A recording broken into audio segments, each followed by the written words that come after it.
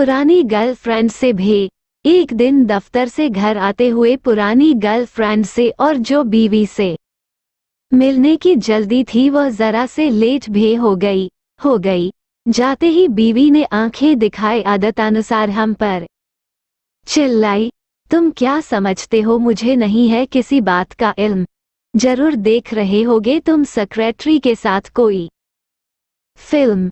मैंने कहा, अरे पगली, घर आते ही ऐसे झिकियां मत दिया कर, कभी तो छोड़ दे, मुझ बेचारे पर इस तरह शक मत किया कर। पत्नी फिर तेज होकर बोली, मुझे बेवकूफ बना रहे हैं, 6 बजे दफ्तर बंद होता है और तुम 10 बजे आ रहे हो। मैंने कहा, अब छोड़ ये धुन, मेरी बात जरा ध्यान से सुन। एक आदमी का 1000 का नोट खो गया था और वो उसे ढूंढने के जिद पर अड़ा था। पत्नी बोली, तो तुम उसकी मदद कर रहे थे। पत्नी बोली, तो तुम उसकी मदद कर रहे थे। मैंने कहा, नहीं रे पगली, मैं ही तो उस पर खड़ा था। सुनते ही पत्नी हो गई लोटपोट और बोली, कहाँ है वो 1000 का नोट। मैंने कहा, बाकी तो खर्च हो गया, ये लो 100 रुपये। वो बोली, क्या सब खा गए, बाकी के 900 कहाँ गए।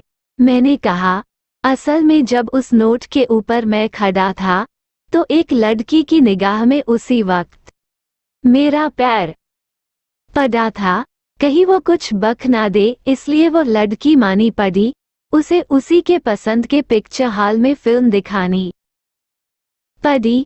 फिर उसे एक बढ़िया से रेस्टोरेंट में खाना खिलाना पड़ा और फिर उसे अपनी बाइक से घर भी छोड़कर आना पड़ा।